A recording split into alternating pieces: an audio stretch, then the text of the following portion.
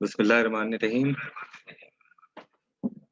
हम क्लास बस शुरू कर रहे हैं। डॉक्टर साहब मौजूद थे यहाँ पे, काफ़ी लोग जमा हो गए हैं। अ, तरतीब इस तरह है कि हम आज डॉक्टर साहब का लेक्चर जो है वो जारी रहेगा।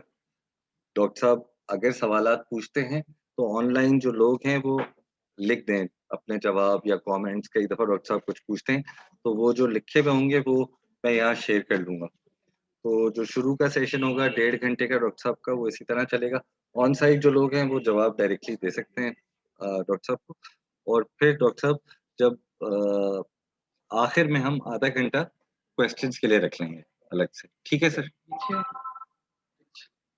पिछले उसके अंदर अगर किसी को कोई क्वेश्चन है 1 सेकंड डॉक्टर तो साहब। वो पहले क्वेश्चन कर सकता है।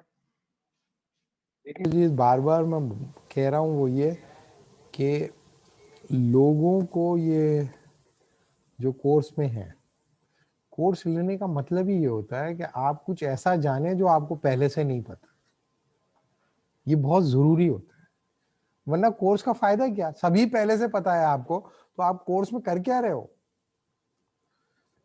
कोर्स लेने का मतलब ये है कि कुछ ऐसा आप जान रहे हो जो आपको पहले नहीं पता था, तो आप कोर्स पढ़। और नंबर 1, नंबर 2, कोर्स में जब आपको एक स्टेप के बाद दूसरे स्टेप पे जा रहे हैं, तो आप उस स्टेप पे जा रहे हो या नहीं जा रहे, इसका फैसला आपको खुद करना है। कोई वही नाजिल नहीं होगी कोई कि आप चले गए हो या नहीं चले गए। आपको खुद ही बताना है आप चले गए हो या नहीं चले गए। हमारे हिसाब से आपको बहुत सारे आपके जो क्वेश्चंस हैं वो रिवील करते हैं कि आप एक स्टेप ऊपर आए हो या वहीं पे खड़े हुए हो जहां पे कोर्स शुरू होने से पहले खड़े हुए थे। तो ये याद रखें कि कोर्स को लेने का मकसद एक्सेप्ट करना नहीं होता। कोर्स लेने का मतलब होता है अंडरस्टैंड करना। जब आप एक चीज को अंडरस्टैंड कर लेते हो तो फिर आपका वो क्वेश्चन रिजॉल्व हो जाना चाहिए। आप उससे अग्री नहीं करो, डिसएग्री ही करो, लेकिन आपका सवाल खत्म हो जाना चाहिए। समझ में आ रही है बात? ये बिल्कुल ऐसे ही है जैसे फर्ज किया बचपन में लड़कों को मोहब्बत हो जाती है, फर्स्ट ईयर के अंदर वो मैट्रिक में लड़की से मोहब्बत हो जाती है किसी, तो इस तरह के होते हैं वो दूसरे उसको हिम्मत दिला रहे थे, जाके जाके पूछ लो पूछ लो पूछ लो, बता दो बता दो, पूछ लो बता दो, पूछ लो। फिर 2-3 उसकी लड़की की दोस्तें होती हैं, वो भी हिम्मत दिला रही होती हैं, कोई बात नहीं जाके पूछ लो, तो वो चला जाता है बेचारा। और ये सब जो है गवाहान जो होते हैं ये भी बैठे हुए होते हैं। वो जाता है जाके पूछता है भाई मेरे बारे में आपका क्या ख्याल? तो कहते मेरा आपके बारे में कोई ख्याल नहीं। नहीं नहीं, मैं आपसे मोहब्बत, मैं तो बिल्कुल आपसे मोहब्बत नहीं करती और बिल्कुल मनहूस लगते हो तुम मुझे, नफरत है मुझे तुम्हारी शक्ल से। तो ये सवाल आपने कर लिया, उसने जवाब दे दिया, बात खत्म हो गई है बात। अब आप इसको एक्सेप्ट करो या नहीं करो, लेकिन आपका सवाल खत्म हो गया। अब दोबारा जिंदगी में आप जाके हिम्मत नहीं करते उससे पूछने की कि अब हुई कि नहीं हुई, अब हुई कि नहीं हुई। भाई उसने बता दिया, आप मनहूस लग रहे हो उसको। और 5-6 गवाह भी मौजूद है, बैठे हुए देख रहे हैं, उन्होंने सबने नोट भी कर लिया और सब पूरे स्कूल को पता चल गया कि ये वो आदमी है जिसको इस लड़की ने जलील किया। ये एक रुस्वा इंसान है। तो आपने एक्सेप्ट ना करें इस बात को, लेकिन अंडरस्टैंड तो कर लिया ना आपने। इसी तरह कंसेप्चुअल अंडरस्टैंडिंग भी होती है। आप एक्सेप्ट नहीं करें कि भाई फिलोसोफर में और पोएट में कोई कॉन्ट्रडिक्शन है, नहीं एक्सेप्ट करें इसे, कभी नहीं करना चाहिए किसी के कहने के ऊपर। आप उससे सिर्फ अंडरस्टैंड करें कि चक्कर क्या है, प्रॉब्लम की वजह क्या है पॉइंट ऑफ डिपार्चर क्या है दोनों के बीच में। और दुनिया के जो बड़े लोग हैं, जो एरिया के बड़े लोग हैं, वो इसके बारे में क्या राय कायम करते हैं। जिन लोगों को हम रेफर कर रहे हैं किताब के अंदर, वो छोटे लोग नहीं है, वो कोई फील्ड के बहुत बड़े बड़े हैं। प्लेटो है, एरिस्टोटल है, हाइडेगर है, नीत्शे है, रॉटी है, उनके मैं नाम नहीं ले रहा, बिला वजह नाम लेने की जरूरत नहीं है ना, वो तो आपके पास हैंड आउट पड़ा हुआ है आपके पास। तो ये आपको पहली चीज बताई कि भाई फलसफियों में और आर्टिस्टों में एक मुखासमाना ताल्लुक है। फिर लास्ट क्लास के अंदर आपको ये बताया कि आर्टिस्ट की कुछ वैल्यूज होती हैं, हर हैसियत जो होती है वो अपनी वैल्यू से डिटरमिन होती है, वैल्यू से। अगर आप अपनी वैल्यूज को कॉम्प्रोमाइज कर दें तो आप रहते तो हो लेकिन आप वो होते नहीं हो। आप रहते तो हो लेकिन आप वो होते नहीं हो। तो अगर आर्टिस्ट अपनी वैल्यूज को कॉम्प्रोमाइज कर दे तो फिर वो आर्टिस्ट थोड़ी रहेगा। इसी तरीके से फलसफी डिफाइन करेगा अपने आप को अपनी वैल्यूज से।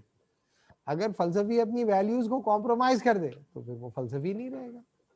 तो ये जो चीज आपको बताने की कोशिश की जा रही है वो ये कि ये डिस्टिंक्शंस आपके जहन में होना इंतहाई जरूरी है जब आप reconstruction of religious thought in Islam पढ़ने जा रहे हो।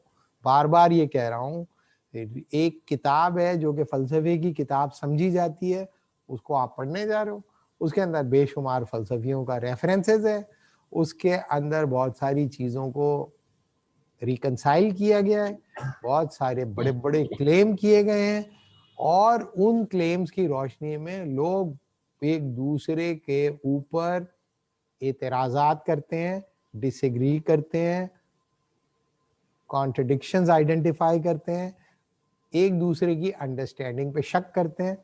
लिहाजा हमें उसको एकेडमिकली इन्वेस्टिगेट करना जरूरी है, इसलिए हम ये कर रहे हैं। जी अगर हाँ मैं देखता हूँ धड़कते हुए दिल के साथ कि क्या क्या क्वेश्चन आ रहे हैं, क्वेश्चन क्या आ रहे हैं। आतिफ साहब आप सवाल कर लें। क्वेश्चन देखते हैं, अल्लाह मालिक।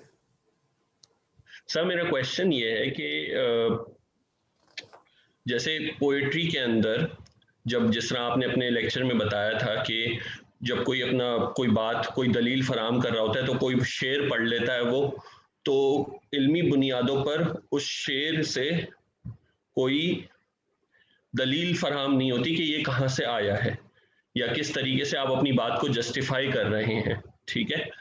तो हमारे पास 3 क्वेश्चंस थे जो हम लोगों ने व्हाट इज साइंस के अंदर देखे थे, what is reality, how do I understand reality and what is good and what is bad. तो जब रिवील्ड रिलीजन्स की बात होती है तो रिवील्ड रिलीजन्स के अंदर जब एक पैगंबर ये कहता है कि मेरे पर वही नाजिल हुई, तो अगर कोई पोएट हो वो ये बोले कि तुम मुझसे सवाल करते हो कि मेरी पोएट्री कहाँ से आई, तो मैं तुमसे सवाल करता हूं कि तुम्हारी वही कहाँ से आई, तो फिर किस तरीके से दोनों को इल्मी बुनियादों पर कौन इसमें फतह हासिल कर सकता है।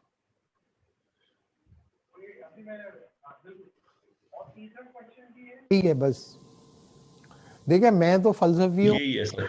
ठीक है, बहुत अच्छा क्वेश्चन है। फलसफियों को और आर्टिस्टों को कंपेयर कर रहा हूं, फलसफियों को और प्रॉफिट्स को कंपेयर नहीं कर रहा, नंबर 1। नंबर 2, प्रॉफिट जो होता है वो सिर्फ बातें नहीं बनाता भाई। प्रॉफिट जो होता है वो करके दिखाता है सबके सामने, और प्रॉफिट के ऊपर वही नाजिल होती है, और झूठे प्रॉफिट भी खड़े हो जाते हैं। वो सच्चा प्रॉफिट जो होता है वो साबित करता है कि उसके ऊपर वही नाजिल हो रही है, कोई दावा नहीं होता उसका हवाओं खलाओं के अंदर। और वो वही जो क्लेम करता है, कभी प्रॉफिट ये नहीं कहता है कि ये मेरा ख्याल है। कभी प्रॉफिट ये क्लेम नहीं करता दुनिया में, कभी किसी बड़े प्रॉफिट ने ये क्लेम नहीं किया कि ये सच मैंने खल्क किया है। प्रॉफिट कभी ये नहीं कहता कि मेरी इबादत करो, प्रॉफिट कभी ये नहीं कहता मेरी परस्तिश करो। प्रॉफिट सिर्फ अल्लाह का रास्ता दिखाता है, मैसेंजर ऑफ द गॉड होता है, और बड़ा क्लियर हेडेड होता है वो, और वो बाअमल होता है, बाअमल। जो वो कह रहा होता है ना वो करके दिखाता है। किसी माई के लाल में ये जुर्रत नहीं होती कि उसकी जिंदगी में कॉन्ट्रडिक्शन बता दे। ये शायर जो होता है उसका तो कोई हैसियत नहीं है पैगंबर के सामने के वो उसको सामने के उसकी तो रूह फना हो जाएगी पैगंबर के सामने आके, वो तो भूल जाएगा, चौकड़ियां भूल जाता है वो तो। आप क्या समझ रहे हो कि प्रॉफिट के सामने खड़े होके बात करना मजाक होता है क्या? ये तो हमारी हमारी सोसाइटी ने ये सीख लिया है कि किसी के भी जाके मुंह लग जाओ। प्रॉफिट के सामने खड़े होना मजाक नहीं होता, और प्रॉफिट जो होता है बाअमल होता है। दूसरी बात ये कि प्रॉफिट के ऊपर वही प्रॉफिट के पीछे गॉड खुद होता है, वो बताता है मैं क्या कह रहा हूं।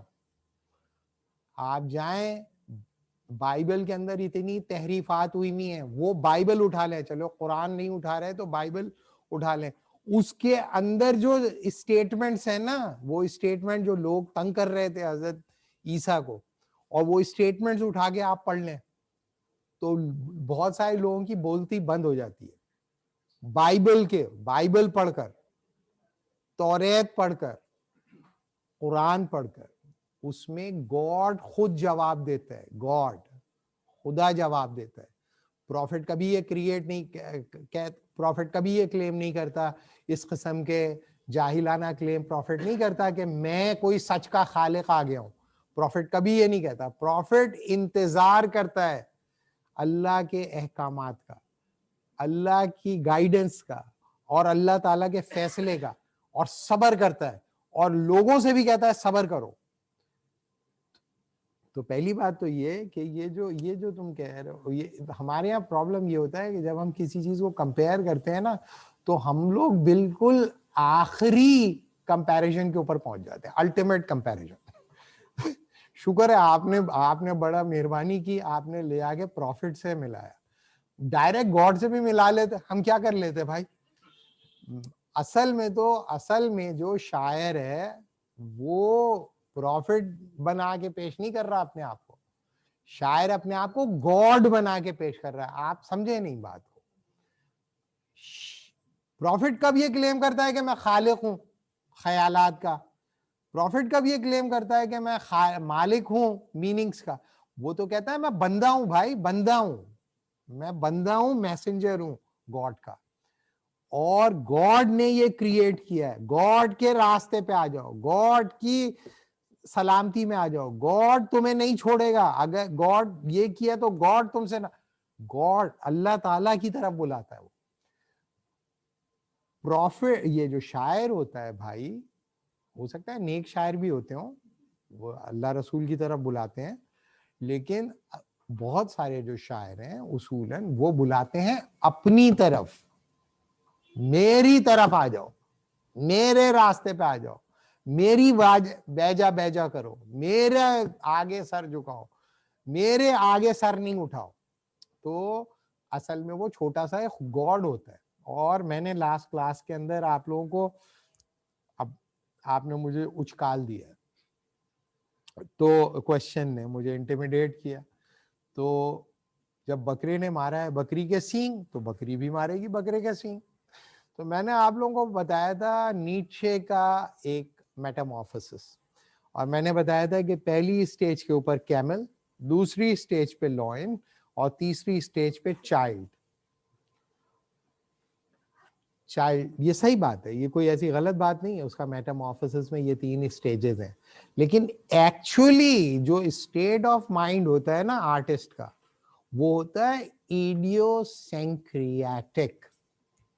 इडियोसेंक्रेसी। अगर आपने ये आर्टिकल पढ़ लिया हो तो आइडियल जो स्टेट ऑफ कॉन्शियसनेस होती है ना पोएट की, जो वैल्यूज मैंने आपको बताई थी, सब्जेक्टिविटी और रिलेटिविटी और कंटिंजेंसी और नॉवेल्टी, इसके जो ऊपर जो आइडियली जो पूरा उतरता है, आइडियली वो होता है एक मुकम्मल पागल इंसान। मुकम्मल शिज़ोफ्रेनिक जो होता है ना, वो इन 4 खुसूसियात पे बदरजा अतम पाया उतरता है। सही है। और ये मैं नहीं कह रहा हूं, आप आर्टिकल पढ़ लें और दुनिया में जितने बड़े थिंकर्स हैं उनको पढ़ लें। यानी कि इंतहा ये है अदब की, आर्ट की, कि वो आदमी भाई बिल्कुल फारिग हो जाए, फारिग इन लिटरल सेंस। तो फिर वो होगा सही मायनों में आर्टिस्ट। यानी कि इडियोसेंक्रेसी का अगर आइडियल रिप्रेजेंटेटिव अगर कोई हो सकता है तो वो आर्टिस्ट होता है। और वो किसी इखलाकियात, किसी अक़दार, किसी वैल्यू, किसी यूनिवर्सल सिस्टम, किसी इल्मी हुदूद को नहीं मानता, उसके बावजूद वो खल्क कर देता है, क्रिएट कर देता है। और अगर वो कोई आर्टिस्ट होगा तो उसकी इडियोसेंक्रेसी भी आपको अपील करेगी, आपको अट्रैक्ट करेगी और आपको वैल्यू करने पे मजबूर कर देगी। ये कमाल होता है। इसलिए हर अल्लाह तल्ला भी आर्टिस्ट नहीं बन सकता जो जेन्युइन। पाकिस्तान में जिस तरह से मशरूम ग्रोथ हो रही है आर्टिस्ट में, जैसे बच्चों घर में कोई काम नहीं होता, चलो भाई चलो आर्टिस्ट बन जाओ, सही है। जिस तरह से पाकिस्तान के अंदर एक इंसान एंकर पर्सन भी होता है, शायर भी होता है, अदीब भी होता है, मोटिवेशनल स्पीकर भी होता है, ये भी होता है, वो भी होता है, सब कुछ होता है, वो सब कुछ। इसलिए कि सब कुछ होना बहुत आसान है। तो और कोई कीमत भी आपको चुकानी नहीं पड़ रही कुछ होने के लिए। अरे भाई कुछ होने के लिए कोई कीमत चुकानी हो तो इंसान कुछ होते हुए डरे, तब कुछ कीमत भी नहीं चुकानी, कुछ भी जो मुंह में आए बकवासबाजी करो, जो खेल करना है करो, तो लोग आर्टिस्ट बन जाते हैं। जाहिर है कि वो होमर की सतह के या जो है होल्डर की सतह के या वर्ड्सवर्थ की सतह के या राल्फ की सतह के या जिगर की या गालिब की सतह के आदमी नहीं होंगे वो, लेकिन उसूलन जो आर्टिस्ट होता है वो इडियोसेंक्रियाटिक ही होता है। अगर वो सेन हो जाए तो फिर वो जेन्युइन आर्ट प्रोड्यूस नहीं कर सकता। ठीक है जी। तो ये मैं बिल्कुल ये कंपैरिजन जो है वो ठीक नहीं है।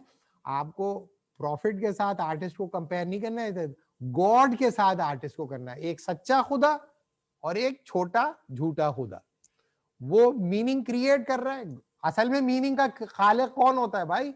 मीनिंग का खालिक गॉड होता है। गॉड बताता है कि सच का मतलब क्या है, गॉड बताएगा कि इंसाफ का मतलब क्या होता है, गॉड बताएगा कि हुस्न का मतलब क्या होता है, गॉड बताएगा।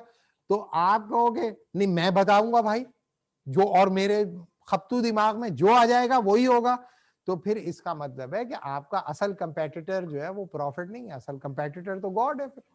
तो मैं लेकिन रिलीजन के साथ कंपेयर नहीं कर रहा, क्योंकि रिकंस्ट्रक्शन ऑफ रिलीजियस थॉट में क्लेम ये किया जा रहा है कि वो फलसफे की किताब है। अगर फलसफे की किताब नहीं है तो उनको उनके हाल पे छोड़ देते हम, ठीक है भाई, लेकिन वो तो फलसफे की किताब समझी जा रही है, फिर उसको फिलोसोफर पोइट भी कह रहे हैं, पोइट फिलोसोफर भी कह रहे हैं। तो चूंकि पोइट फिलोसोफर, तो दोनों को आंकड़े में लेंगे भाई हम, ठीक है ना भाई। चल जी,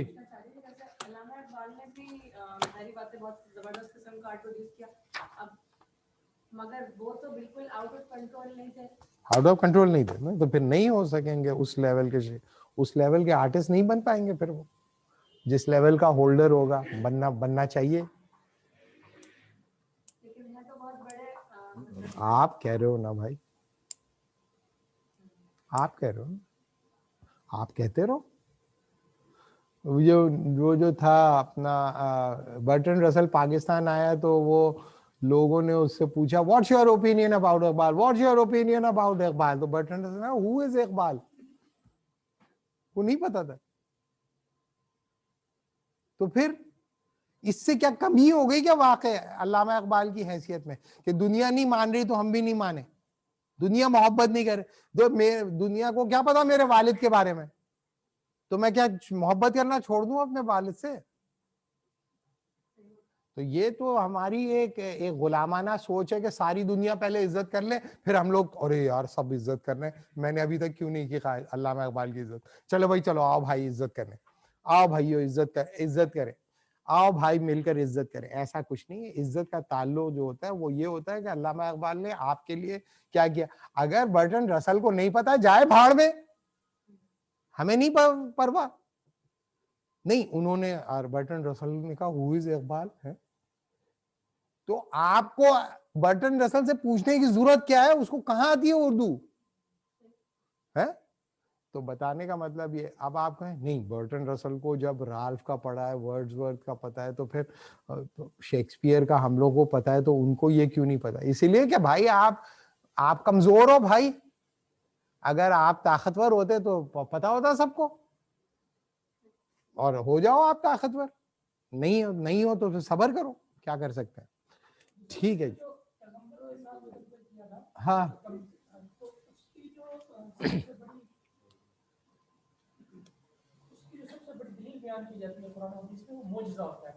कि यानी झूठे पैगंबर में या जो कोई भी ऐसा दावा करे गैब का या इस तरह का, तो वो उनके दरमियान फर्क ये बयान किया जाता है कि सच्चा जो पैगंबर होता है उसको मोजज़े की तायद होती है और झूठा कोई भी मोजज़ा नहीं दिखा सकता, और मोजज़ा खास वो चीज़ होती है जो अल्लाह तबारक व तआला की तरफ से दी जाती है।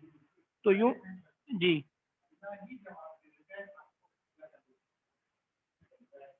कहता है तो हुज्जत भी आ जाती है फिर जी। जी बिल्कुल सही है। तो मैं हमारा तो नहीं है इसमें कंपैरिजन, और प्रॉफिट जो है वो एक अलग क्लेम है प्रॉफिट का, वो ना फलसफी होता है ना वो आर्टिस्ट होता है जी। ठीक है जी, और कोई क्वेश्चन करना है तो कर सकते हैं आप।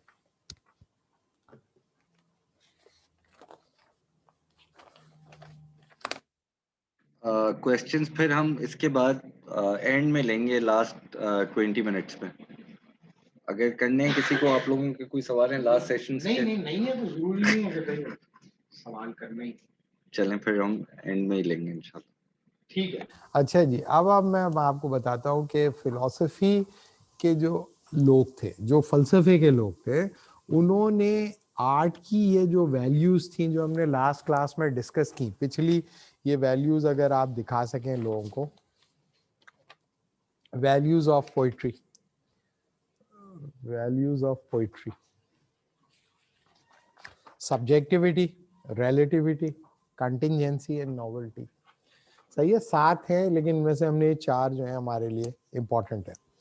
तो ये 4 वैल्यूज हैं।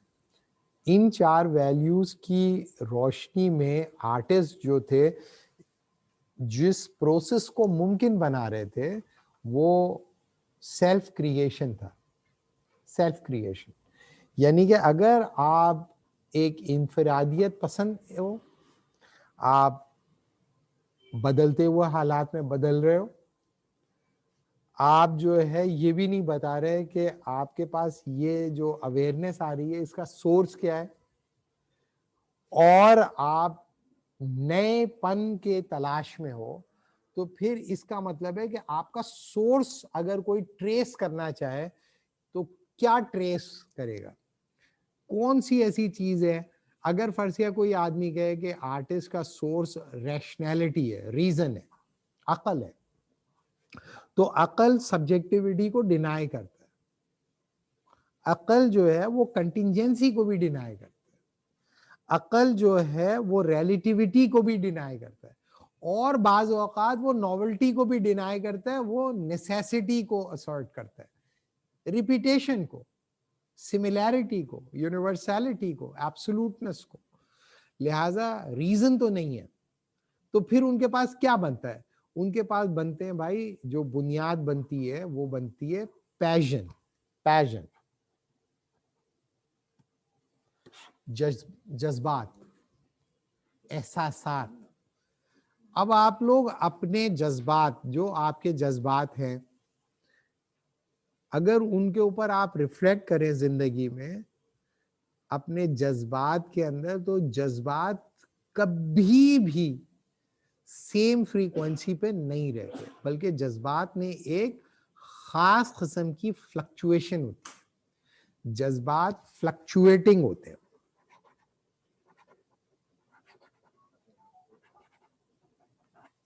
इस तरह के हैं जज्बात, इस तरह से, पता नहीं आप लोगों को नजर आ रहा है नहीं नजर आ रहा, फ्लक्चुएट करती है। जैसे दिल की धड़कन आती है ना, है उसमें ईसीजी रिपोर्ट आती है, तो वो फ्लक्चुएशन होती है उसके अंदर, उसमें क्रस्ट और ट्रफ कभी बराबर नहीं रहते।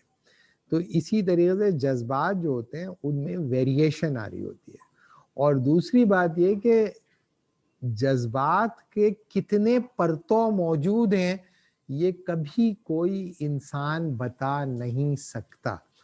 आप में से कोई भी इंसान ये बता सकता है कि जज्बात से मुताल्लिक उसके पास कितने अल्फाज मौजूद हैं? जज्बात से मुताल्लिक जज्बात, आप लोगों को अपने जज्बात, आप अपने अच्छा आप अपने जज्बा, वो सुना है आपने जुमला, मैं अपने जज्बात की तर्जुमानी करना चाहता हूं या करनी चाहती हूं, हैं?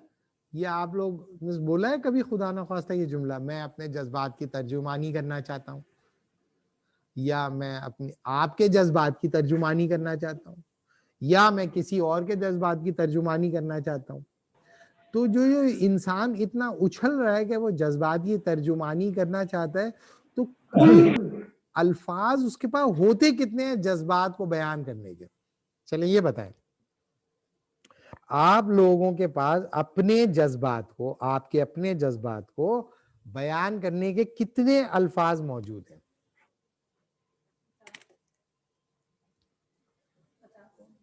बस 50 अल्फाज, 55 अल्फाज मौजूद हैं इनके पास। ये शायर भी हैं, शायर होने के बाद 55 अल्फाज हैं, लिहाजा इनके 55 तरह के जज्बात की तर्जुमानी कर सकेंगी अपने शायरी में, यही ना? लेकिन अगर जज्बात का एक ऐसा इजहार हुआ इनके अंदर जो कि 56वां हुआ, तो उसके लिए तो लफ्ज है ही नहीं भाई इनके पास। तो उस जज्बे का क्या होगा फिर? उस जज्बे को मानवियत कौन पहनाएगा? कहां से आएंगे उनके मानवियत? वर्ड ही नहीं है इनके पास। जब वर्ड ही नहीं है आपके पास तो मीनिंग खल्क कैसे करोगे आप? जज्बात तो खल्क होते रहते हैं, जज्बात तो पैदा होते रहते हैं भाई, और लफ्ज है महदूद और जज्बे हैं लामहदूद। तो लामहदूद जज्बों को महदूद लफ्जों के जरिए उनका इजहार मुमकिन कैसे है?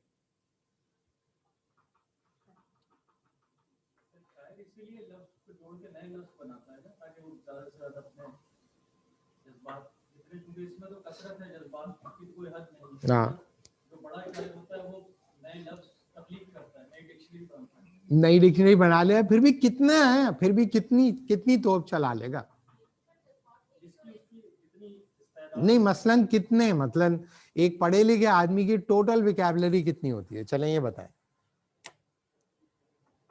एक पढ़ा लिखा आदमी की कुल विकैबुलरी कितनी होती है? फिर मैं आपको बताऊंगा मैंने जापानीज लैंग्वेज छोड़ के क्यों भागा।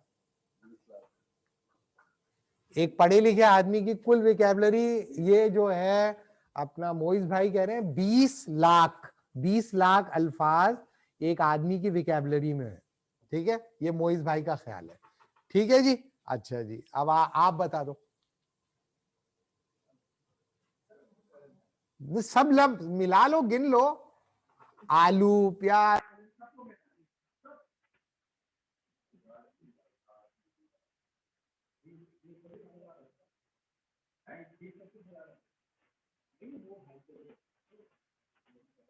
नहीं सर, मैं ये कह रहा हूँ कि इसकी कोई मतलब हम लिमिटेशन नहीं कर सकते, ये तो शायर के जी ऐसे होंगे लाख 1 लाख जिन्होंने फरमाया, 1 लाख अल्फाज है। 1 लाख उन्होंने बताया था 20 लाख ना, हमारा क्या जा रहा है, कुछ भी बोल दो। कौन सा हम गिनेंगे? इतना वक्त है हमारे पास 20 लाख अल्फाज गिने? नहीं, ये इन्होंने 1 लाख बोले, बट इनके सारी से काम लेते हुए 1 लाख बोले। आप बताओ भाई, आपने 25,000 बोले, 25,000। ठीक है भाई, आप क्या कह रही हो?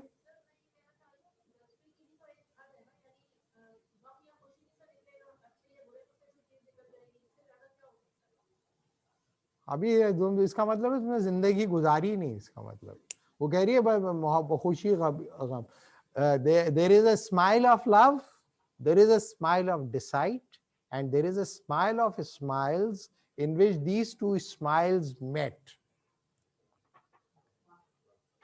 समझे?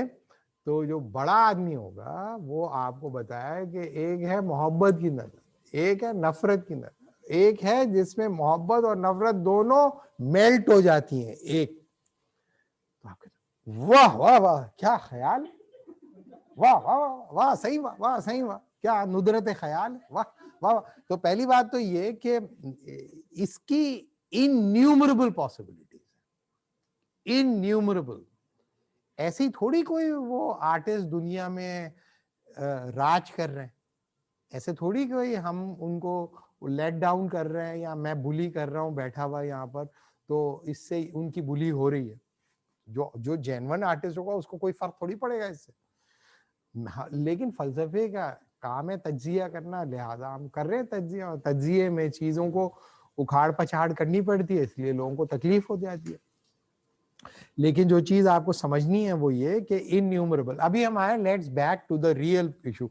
वो भाई ने कहा ऑलपॉट है, उसकी ट्रेड थियरी है, वो कहता है कि एक आदमी की पर्सनैलिटी को समझने के लिए कम से कम 4000 ट्रेड्स होते हैं, 4000 ट्रेड्स उसने आइडेंटिफाई किए, 4000 ट्रेड्स। उसने बताया कि एक आम पढ़े लिखे आदमी की कुल विकेबलरी होती है 2500 वर्ड। 2500 वर्ड में उसका पूरा काम हो जाता है, इंतकाल हो जाता है उसका। सही है? हमने जब जापानीज लैंग्वेज सीखनी शुरू की तो उसके अंदर एक वो होते हैं, कैरेक्टर्स भी होते हैं, सही है, उसे कांजी कहते हैं, कांजीस। तो हमने ये पूछा कि वो 2 साल पढ़ते हुए हो गए, तो हमने अपने उस्ताद सेंसे से पूछा कि ये कितने कैरेक्टर याद करने पड़ेंगे अंदाजन, तो उन्होंने कहा 55,000। तो हम लोग तो फलसफा पढ़े हुए लोग थे, मेरी तो रूह फना हो गई, 55,000 कांजीज किसी का बाप भी याद नहीं कर सकता। लिहाजा हमने नहीं भाई हमसे नहीं होगा, फिर तो ये मुझसे उम्मीद ना रखें और छोड़ दी हमने जापानीज लैंग्वेज। क्यों? तो 55,000 कांजीज कहाँ हम याद रख सकते थे, हमारी नहीं थी भाई कैपेसिटी, हमने लैंग्वेज छोड़ दी। तो बताने का मतलब ये कि एक आदमी की कुल विकेबलरी 2500, चलो ऑलपॉट कहता है कि 4000 ट्रेड्स हैं, तो 4000, 45,000, 55,000, 1 लाख तो हो नहीं सकती किसी की, क्योंकि उसकी जो माइंड की कैपेसिटी है उससे बाहर है ये। लिहाजा उसके पास जो जज्बे और एहसासात प्रोड्यूस हो रहे हैं और जितनी कॉम्प्लेक्सिटी के अंदर प्रोड्यूस हो रहे हैं, उनको बयान करने के लिए उसके पास लिंग्विस्टिक कैपेसिटी सिरे से होती ही नहीं। और आपको पता है कि पागलपन कहते किसको है असल में? पागलपन का मतलब ही ये होता है कि आप अपने माफी ज़मीर को बयान करने के काबिल हैं, you not able to use language appropriately. जब एक इंसान में पागलपन के दौरे पड़ते हैं ना, सबसे पहले लैंग्वेज में बैरियर आनी शुरू होती है। तो जो फिजिशियन होता है वो, और जो होता है वो देख लेता है कि अच्छा बेटा, जबान जितनी तेजी से ख्याल पैदा हो रहा है उतनी तेजी से जबान नहीं चल रही, या जितनी तेजी से जबान चल रही है उतनी तेजी से ख्यालात पैदा नहीं हो रहे, और उसमें कोऑर्डिनेशन लूज कर रहा है इंसान।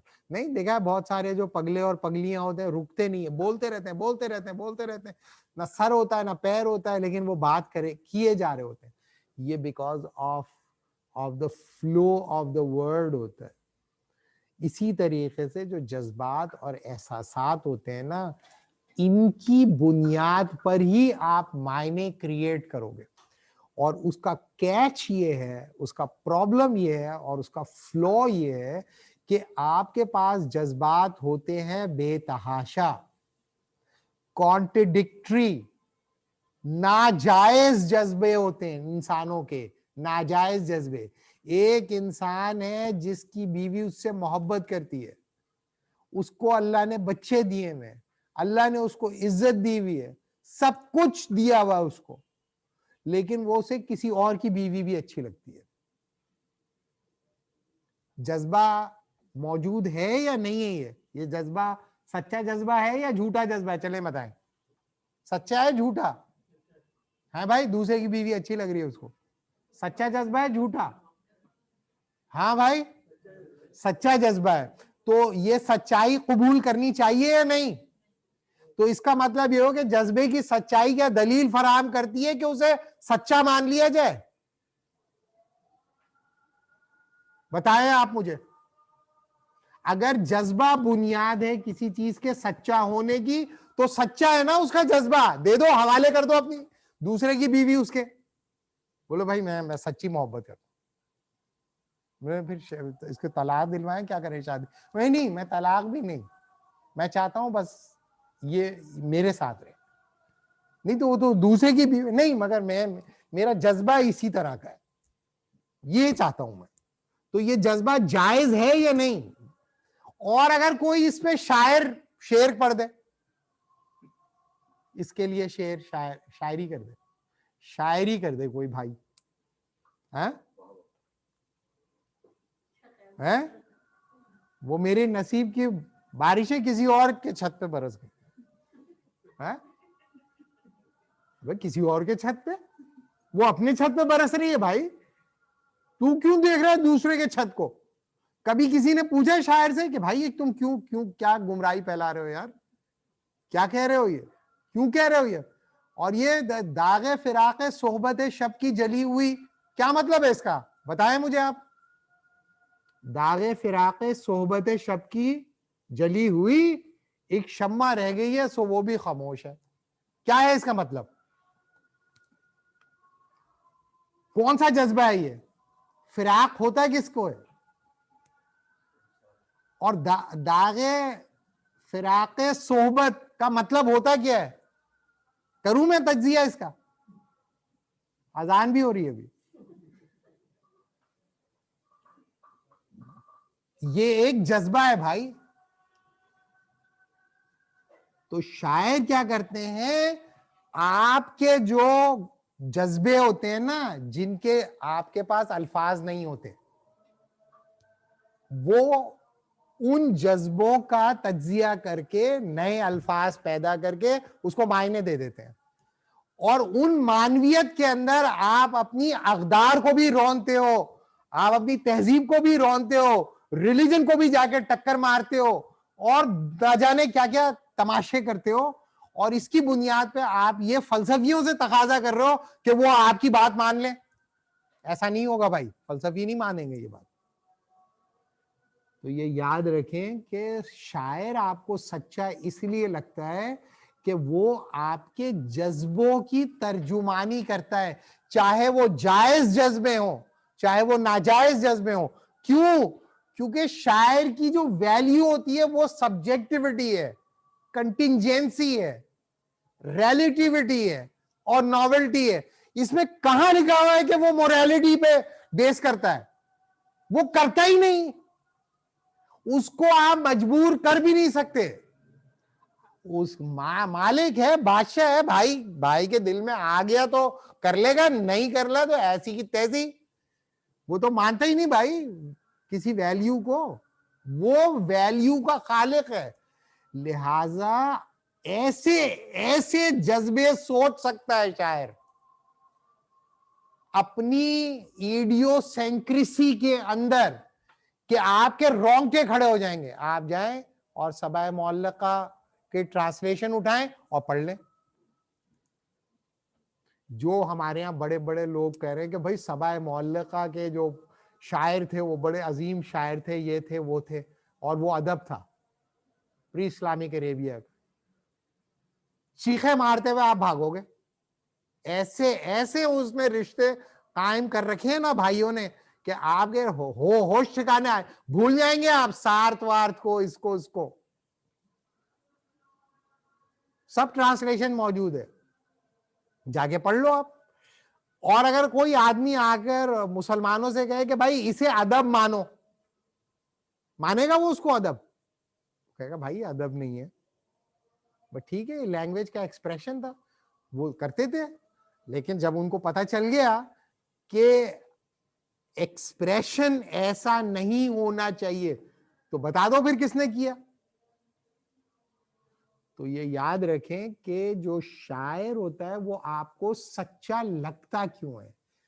क्योंकि आपके कारखाने जज्बात के अंदर जो नित नए जज्बात उबल रहे हैं, आपके पास उनके लिए अल्फाज नहीं होते, आपके लिए उनके लिए स्ट्रक्चर्स नहीं होते, आपके लिए उनके पास मानवीयत नहीं होती। वो शायर क्या करता है, उसको मानवीयत दे देता है। तो आप कहते हैं बिल्कुल सच तो कह रहा है, मैं ऐसा ही तो सोचता था, मेरे ही तो जज्बात की तर्जुमानी है। आप उसके पीछे चले जाते हो और उसकी परस्तिश शुरू कर देते हो। असल में आप किसकी परस्तिश कर रहे हो भाई? असल में आप अपनी परस्तिश कर रहे हो, अपने जज्बात की परस्तिश कर रहे हो, अपने एहसासात की परस्तिश कर रहे हो। तो आप अगर कर रहे हो अपने जज्बात और एहसासात की परस्तिश, तो करो। अगर आपने ये कहा कि आप सब लोग हमारी इस परस्तिश को इसलिए कबूल कर लो कि क्योंकि मैं ये फरमा रहा हूं, ऐसा नहीं चलेगा भाई, ऐसे नहीं चलता। बस आप अपने जज्बात से खेलते रहो और जज्बातों को नए नए मायने पहनाते रहो। जिस तरह वो मौलाना राजेश खन्ना फरमाते हैं, कुछ तो लोग कहेंगे, लोगों को काम है कहना, छोड़ो बेकार की बातों में, कहीं बीत ना जाए रहना। सही है ना भाई? तो आपने कहा अरे बिल्कुल मैं ऐसे ही तो सोचता था, मेरे घर वाले अब्बा कहते थे नमाज पढ़ो रोजा रखो, लेकिन मैं हमेशा से ऐसा सोचता था, बिल्कुल शैतान था मैं हमेशा से। आज जो है शायर ने मुझे मायने पहना दिया कि कुछ तो लोग कहेंगे, लोगों का काम है कहना, छोड़ो बेकार की बातों में, कहीं बीत ना जाए रहना। है हमको जो ताने देते थे, हमको जो ताने देते थे, हम खोए हैं इन रंग रलियों में, हमने भी उनको छुप छुप के आते देखा इन गलियों में। तो बताने का मतलब ये कि वो शायर ने कुछ ऐसी चंपूगिरी की बातें कर दी और आपकी तर्जुमानी कर दी, तो आपने कहा वाह क्या सच कहा, वाह वाह वाह वाह वाह वाह। अरे भाई, तो तुम्हारे जज्बे जो है उसके है कोई लगाम? बताओ शायरी के अंदर कौन सी लगाम बताई गई है? इज्तिमाई शायरों की अंजुमन ने बताई हो कभी? बता ही नहीं सकता, इसलिए कि वो लगाम होती नहीं उसकी, खुला घूम रहा है वो, खुला मॉन्स्टर की तरह एक इडियोसिंक्रियाटिक भागता है, दौड़ता फिर रहा है, एक इडिश सेल्फ है जो कि आंसरेबल नहीं है किसी को, और आप उससे ये तकाजा कर रहे हैं कि भाई ये करेगा रहनुमाई, तो भाई जाओ फिर उसके पीछे, जिसको जाना है जाए। लोग तो भाई सेनिटी के पीछे जाते हैं। लिहाजा जब फलसफियों का मुकाबला हुआ तो फलसफियों ने कहा कि भाई ये जो जज्बात है ना और ये जो एहसासात हैं, ये रिलेटिव होते हैं, बदलते रहते हैं, इसके पीछे नहीं भाग सकते। बताओ अपनी जात की शनाख्त के लिए तुम अपनी जात के किस पहलू को पेश करना चाहते हो? तो प्लेटो ने और एरिस्टोटल ने और सोक्रेटिस ने आकर सवाल ये उठाया कि भाई ये बता दो किसको पेश करोगे, क्या अपने जज्बों को जो कभी कुछ होते हैं, कभी कुछ होते हैं, कभी कुछ होते हैं, कभी कुछ होते हैं, या फिर पेश करोगे अपनी जात के उस पहलू को जो तब्दील नहीं होता, जो मुस्तकिल रहता है, जो सलामत रहता है, जो सेनिटी की तरफ लेके जाता है, जो वैल्यूज की तरफ लेके जाता है, जो ऑर्डर की तरफ लेके जाता है, जो डिसिप्लिन की तरफ लेके जाता है, जो जस्टिस की तरफ लेके जाता है, जो ब्यूटी की तरफ लेके जाता है। बताओ क्या है वो? तो उन्होंने कहा भाई वो है तुम्हारा रीजन, वो है तुम्हारी अकल, और ये जो तुम्हारे जज्बे हैं ना, ये तो भाई तुम्हें पागल बना के छोड़ेंगे, और जो तुम्हारे पीछे जाएगा वो भी मारा जाएगा। लिहाजा आर्टिस्टों को हम वैल्यू कर सकते हैं as far as the dimensions of your aesthetics are concerned, but as far as the determination of the order of this life is concerned, as far as the determination of the system is concerned, as far as the structure of values are concerned, as far as the order of things is concerned, passions are not going to be taken into account. Patience को account में नहीं लिया जाएगा, क्योंकि वो तो पागल बना देंगे तुम्हें। लिहाजा तुम्हें देना पड़ेगा रीजन, रैशनैलिटी की बुनियाद के ऊपर इसका फैसला होगा। और जब फलसफियों ने रैशनैलिटी की बुनियाद पर ये दावा किया तो आर्टिस्टों के जो मतवाले थे वो कम रह गए और जो फलसफियों के मानने वाले थे उनकी तादाद बढ़ गई। और फलसफियों ने आर्टिस्टों के मुकाबले में 4 वैल्यूज असर्ट की। एक को हम कहते हैं ऑब्जेक्टिविटी, दूसरी को हम कहते हैं यूनिवर्सैलिटी, तीसरी को हम कहते हैं एब्सोल्यूटनेस और चौथी को हम कहते हैं सर्टेनिटी। सर्टेनिटी, एब्सोल्यूटनेस, यूनिवर्सैलिटी और ऑब्जेक्टिविटी। कोई बात इसलिए सच नहीं होगी कि मैं कह रहा हूं, कोई बात इसलिए सच होगी कि उसकी सच्चाई को जांचने का पैमाना मावरा मेरे वजूद रखता होगा और उसकी ट्रूथ वैल्यू को एक्सेप्ट करने के लिए आपको मुझ पे इन्हिसार करने की जरूरत नहीं पड़ेगी, तब उसे सच्चा माना जाएगा। उसी की बुनियाद पर आप निजाम खड़ा करोगे, उसी की बुनियाद के ऊपर आप सजा और जजा के पैमाने बनाओगे, उसी की बुनियाद पे आप राइट और रॉन्ग के पैमाने बनाओगे, उसकी बुनियाद के ऊपर आप लोगों के दरमियान distribution of power, distribution of resources, distribution of interest जो है वो सब्सटैंशिएट करोगे। लिहाजा ऑब्जेक्टिव होना चाहिए ट्रूथ, ट्रूथ सब्जेक्टिव नहीं होगा, ट्रूथ ऑब्जेक्टिव होना चाहिए, उसमें मारूजियत होनी चाहिए, यूनिवर्सल होना चाहिए। यूनिवर्सल का मतलब ये है कि ये नहीं कि सिर्फ हम 4 लोगों ने कह दिया कि सच है तो वो सच है। यूनिवर्सल का मतलब ट्रू फॉर ऑल पीपल, तमाम इंसानों के लिए इक्वली ट्रू होना चाहिए। अगर फर्ज किया वो मेरे लिए, मेरे 4 भाइयों के लिए तो ट्रू है और 5वें के लिए ट्रू नहीं है, ट्रू नहीं माना जाएगा भाई। वो आपको सब्सटैंशिएट करके बताना पड़ेगा उसकी यूनिवर्सल फाउंडेशन।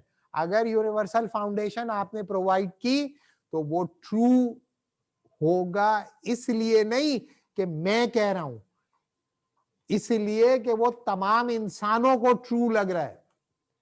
तीसरी बात, तीसरा दावा उन्होंने ये किया कि भाई कोई बात सिर्फ इसलिए सच नहीं कि आज हम लोगों को ट्रू लग गया, वो सच इसलिए सच होता है कि वो आज के लिए भी सच है, कल के लिए भी सच है और आइंदा आने वाले वक्तों के लिए भी सच है। इसे हम कहते हैं absolute, true for all times, आज के लिए भी सच, कल के लिए भी सच और आइंदा आने वाले वक्तों के लिए भी सच।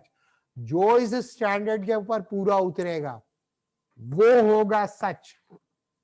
और मेरे तब्दील होने से, हालात के तब्दील होने से, मौसम के तब्दील होने से और तारीख के तब्दील होने से वो तब्दील नहीं होगा, उसे कहेंगे ट्रूथ।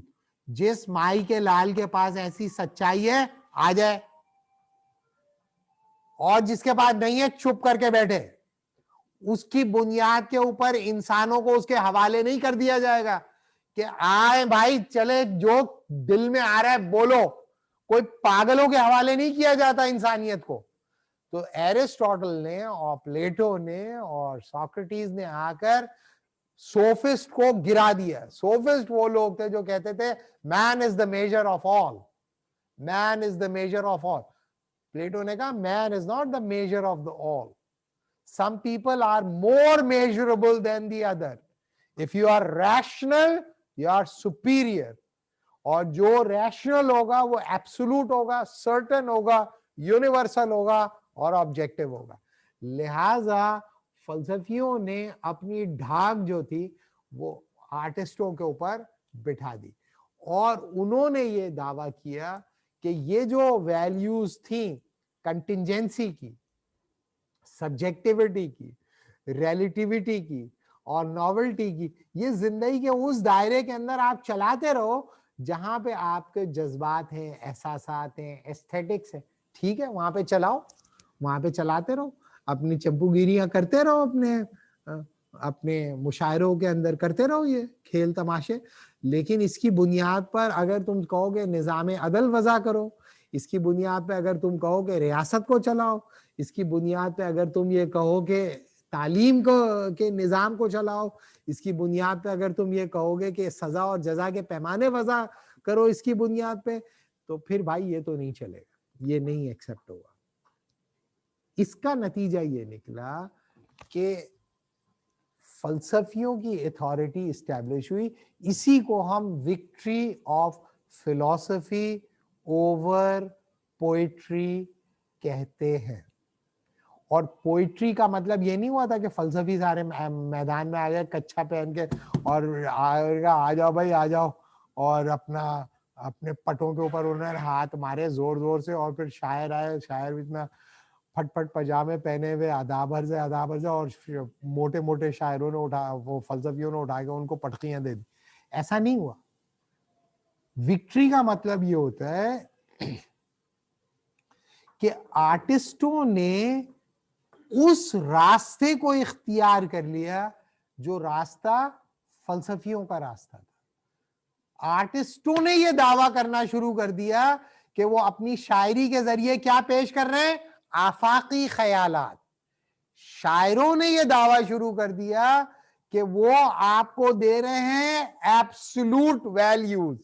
शायरों ने ये दावा करना शुरू कर दिया कि वो मारूजी सच्चाइयां आपको पेश कर रहे हैं अपने अफसाने के अंदर, अपनी पोइट्री के अंदर, अपने जो है वो पेंटिंग के अंदर, और अपने स्कल्पचर के अंदर, और जो भी भाई अपनी फिल्म मेकिंग के अंदर, और अपना जो भी भाई ने फील्ड डेवलप कर ली।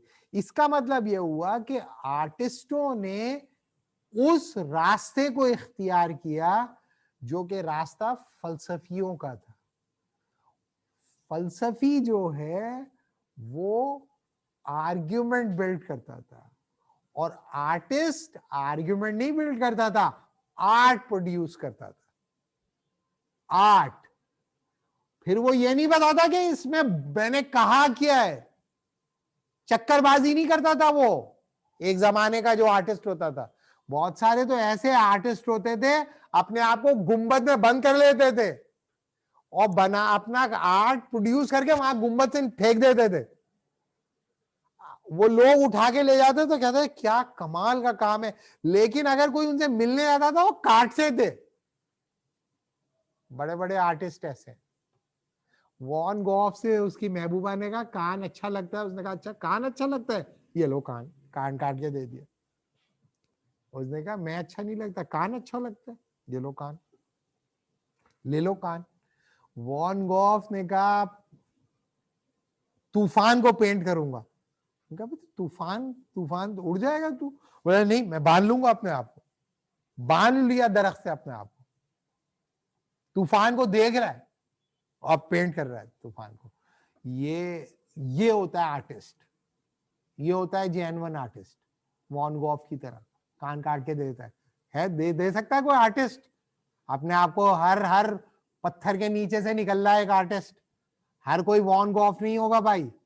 वॉन गॉफ से बुला के इंटरव्यू करो, बताओ आर्ट क्या होता है, वो कहेगा ज्यादा टैटा करने की जरूरत नहीं है, मैं टैटा नहीं करता, बना दिया मैंने, देखना है देखो, नहीं देना भाड़ में जाओ। लिहाजा आपने देखा आर्टिस्टों की एक ऐसी ब्रीड जो अपने आप को फलसफी बना के पेश कर रहे हैं। क्यों कर रहे हो भाई ये तुम खेल? तुमने बना दिया ना आर्ट, अब टैटा क्या कर रहे हो? बस पोइट्री कर दी तुमने, बस कर दो। तुमने पेंटिंग बना दी फेंक दी, भाड़ में जाओ। स्कल्पचर बना दिया, बस बना दिया, निकल जाओ आगे। इस तरह के आर्टिस्ट दुनिया में मौजूद रहे हैं।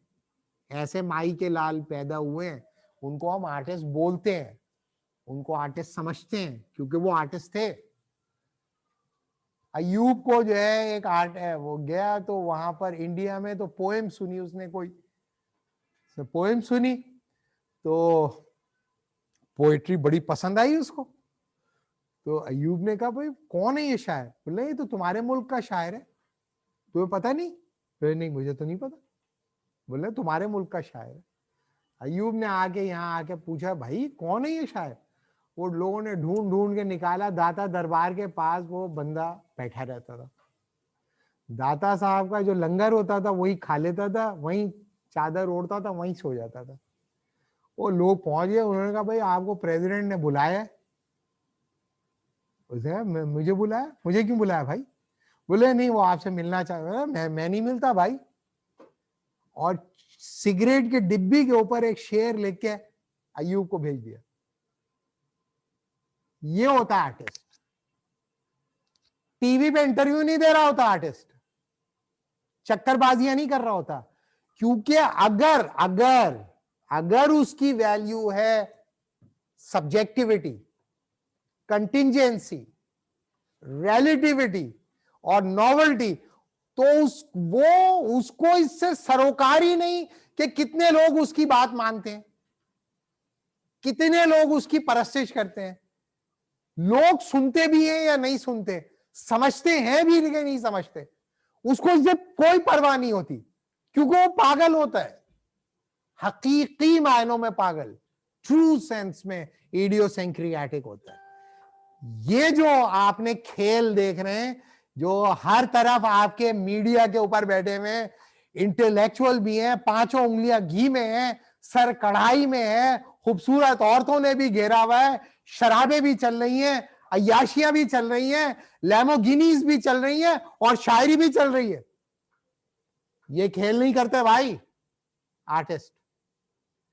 लेकिन जब आर्टिस्टों ने चमचे बने फलसफियों के, तो उन्होंने कहा मैं दूंगा आपको आफाकी वैल्यू। और आप पिछले 50 साल के अपने फलसफियों को, आर्टिस्टों को उठा के देख लें, सिवाय फलसफियों की चमचागिरी करने के उन्होंने कुछ नहीं किया। कोई मार्क्स का चमचा बना हुआ है, कोई नीचे का चमचा बना हुआ है, कोई हाइडेगर का चमचा बना हुआ है, कोई सार्थ का चमचा बना हुआ है। You know, they are all the punters of artist, philosophers के पंटर्स बने हुए और बता रहे हैं ये है आफाकी वैल्यू, ये है आफाकी वैल्यू। भाई आर्टिस्ट कोई किताबें उताबें नहीं पढ़ते थे, वो किताबें उताबें नहीं पढ़ते थे, खुद ही क्रिएट कर लेते थे वो, ना वो किताबें लिखते थे, चक्करबाजियां नहीं करते थे, वो जेन्युइनली वो प्रोड्यूस कर देते थे आउट ऑफ नोवेयर। अगर वो कहते थे ना कि उसमें कंटिजेंसी है, होती थी कंटिजेंसी उनके अंदर, तभी वो जिंदा है आज तक, इसलिए कि वो जेन्युइन आदमी थे। जो नंबर 2 लोग आप देख रहे हो, जिन्होंने एक तीसरे दर्जे के आदमी से मार्क्स का ट्रांसलेशन पढ़ लिया और आ गए तरक्की पसंद अदीब शायर बन के। बताएं तरक्की पसंद अदब के नाम पे पाकिस्तान के अंदर क्या प्रोड्यूस हुआ है, सिवाय लोगों के जज्बात से खेलने के? बेबल और टीटो और स्टालिन और मार्क्स और एंजल्स और लग्जमबर्ग की चमचागिरी करने के सिवा किया क्या उन्होंने? और ये भी नहीं देखा कि ये जो थिंकर्स थे, ये तो भाई यूरोसेंट्रिक कल्चर के बारे में बात कर रहे थे, चर्च की ब्रूटलाइजेशन की बात कर रहे थे। चर्च ने बहुत कुछ किया था, क्या हिंदुस्तान के अंदर किया था वो सब मुसलमान आलिमों ने? जो तुमने वो एतराजात जो उन लोगों ने प्रीस्ट के ऊपर उठाए थे, तुमने अपने उलमा के मुंह के ऊपर मार दिए, और शर्म नहीं आती तुम लोगों को ये करते हुए? तो ये याद रखें कि ये जो आर्टिस्ट, आप अपने आप आर्टिस्ट बोलते हैं लोग और कहते हैं अपने आप को आर्टिस्ट, ये आर्टिस्ट नहीं थे, ये फलसफियों से शिकस्त खुर्दा जहन थे और फलसफी बनने के नक्काल थे और फलसफियों की नक्काली कर रहे थे और फलसफियों की तरह एब्सोल्यूट, सर्टेन, यूनिवर्सल और ऑब्जेक्टिव वैल्यूज की तलाश कर रहे थे, जो कि आर्टिस्टों का काम ही नहीं है। और जब इनसे यह पूछा गया कि तुम्हारे पास ये एब्सोल्यूट, सर्टेन, यूनिवर्सल ट्रूथ कहां से आया, तो फलसफियों की तरह इनमें ना दम था ना खम था, ना इनके पास आर्ग्यूमेंट था ना फलसफा था, ना डिसिप्लिन था ना ऑर्डर था, ना कॉलिगेशन थी ना क्रिटिक थी। और इन्होंने कहा मैं कह रहा हूं इसलिए मान लो। अरे भाई क्यों मान ले? क्यों जला दे वो हर खोशा गंदम को, क्यों जला दे वो? तुम्हारे मुल्क के अंदर वो फ्यूडलिज्म था जो बर्तानिया के अंदर फ्यूडलिज्म था। जाके देखा था तुमने बर्तानिया का फ्यूडलिज्म और हिंदुस्तान का फ्यूडलिज्म? फर्क पता है तुम्हें वहां के फ्यूडलिज्म में और यहाँ के फ्यूडलिज्म में क्या था? कोई स्टडी थी तुम्हारी, कोई एनालिसिस था तुम्हारा? विलेज सोसाइटी का फर्क तुम्हें पता था? उठाया तुमने वहां से मार्क्स और भड़का दिया लोगों को। किसी ने कान में फूका, अबे भाई यहां तो इंडस्ट्रियल लेबर ही मौजूद नहीं है, क्यों उल्लू बना रहे हो लोगों को? तो नेशनलिज्म के पीछे घुस गए, नेशनलिस्टों को उछाल दिया, गरीब हारियों को, मजदूरों को, किसानों को भड़का दिया, बेड़ा गर्क कर दिया सारा। रिलीजन की भी बैशिंग की, वो क्रिटिक जो के क्रिश्चियनिटी की क्रिटिक थी, पापाइयत की क्रिटिक थी, वो उसका इतलाक किया, उलमा की पगड़ियां उछाली, उनकी दाढ़ियों में हाथ मारे और अदब के नाम पे किया और कह रहे हो कि खालिक हो तुम सच्चाई के। ये खेल नहीं चलेगा भाई। ये तुम लोगों को बुलेट डोज देने की जरूरत इसलिए है कि इल्म की दुनिया में हैंकी पैंकीज नहीं चलती। हैंकी पैंकीज करने के लिए शायरी करो। जब कोई इंसान फलसफी होगा, फलसफे की वैल्यूज पे चलेगा, फलसफे का उसलूब इख्तियार करना पड़ेगा उसको। ये नहीं चलेगा कि वैल्यूज उठा लो फलसफे की और उसलूब उठा लो शायरी का और लोगों से तकाजा करो कि इस सच को इसलिए मान लो कि मैं कह रहा हूं। ये नहीं चलेगा, ये नहीं चल सकता।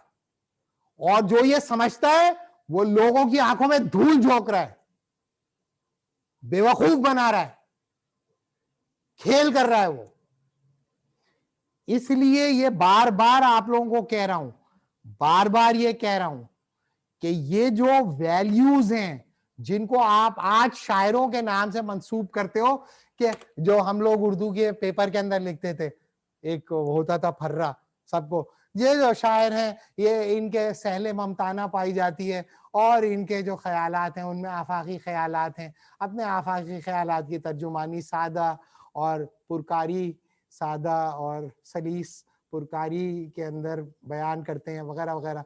बच्चे वो याद कर रहे थे, रट्टा मार लेते, फिर वही जाके वॉशरूम में छुपा देते, फिर वहीं से निकाल के लिखते थे, फिर वहीं पे वॉशरूम में फेंक के घर चले जाते थे।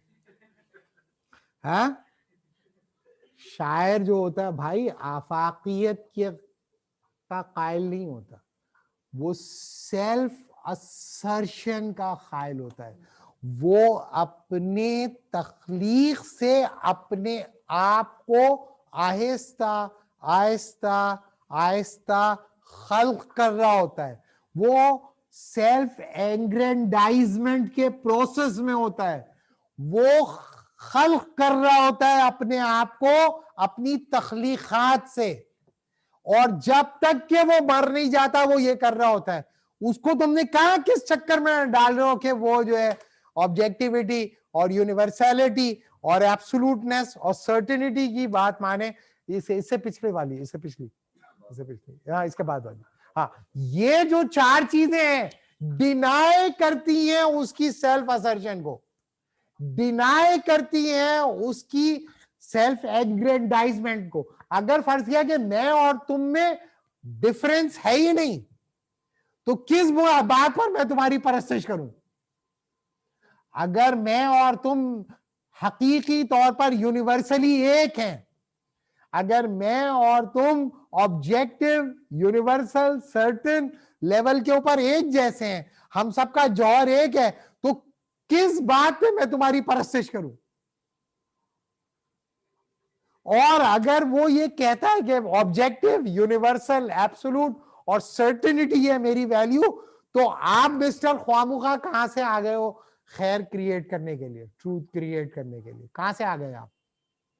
तो ये याद रखें, जिसे हम कहते हैं फलसफे की वैल्यू, वो डिनाई करता है आपकी इंडिविजुअलिटी को, वो डिनाई करता है आपकी आपकी यूनिकनेस को, वो डिनाई कर देता है आपकी क्या कहते हैं सर्टिनिटी को, नेसेसिटी को।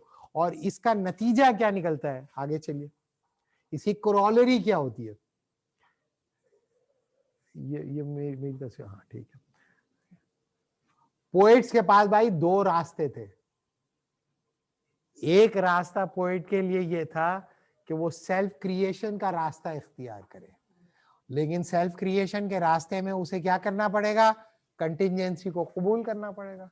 कंटिजेंसी को कबूल करने के मतलब ये है कि आप यूनिवर्सैलिटी को भी कॉम्प्रोमाइज करेंगे, एब्सोल्यूटनेस को भी कॉम्प्रोमाइज करेंगे, सर्टेनिटी को भी कॉम्प्रोमाइज करेंगे, और ऑब्जेक्टिविटी को कॉम्प्रोमाइज करेंगे।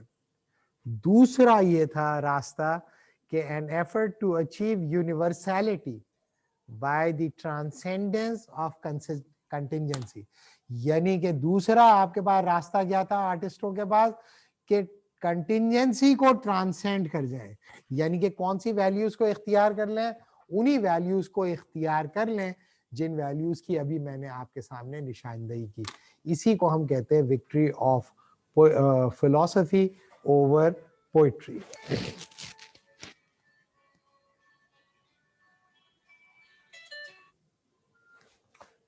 ठीक है जी।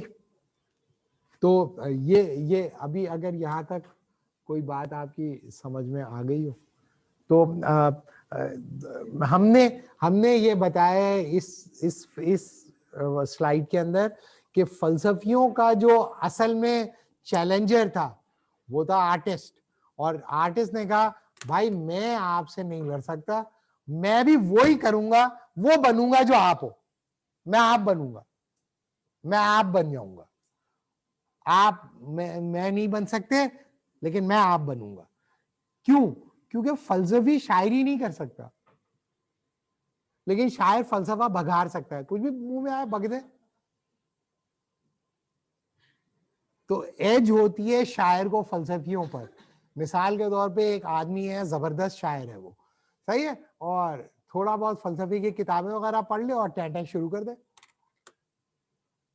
बहुत अच्छे ख्यालात हैं। तो लेकिन एक फलसफी जितना भी बड़ा हो, अगर वो पोएट नहीं है तो पोएट्री कर नहीं सकता, वो उसके बस के बाहर है। तो पोएट्री एक खुदादाद सलाहियत है, वो है उसके अंदर। लेकिन लोग समझते हैं कि फलसफे का मतलब होता है जो मुंह में आए बकना फलसफा होता है। ये आप जाहिलों के सामने तो कर सकते हो, फलसफी के सामने आपने की वो आपके बखिए उधेड़ के रख देगा। वो कहेगा बोला कैसे भाई ये तुमने, ये कैसे बोल दिया, ये कहां से निकाला है, ये जुमला कहां से आया है, इसका रेफरेंस कहां है, इसका रेफरेंस कहां है, इसका रेफरेंस कहां है।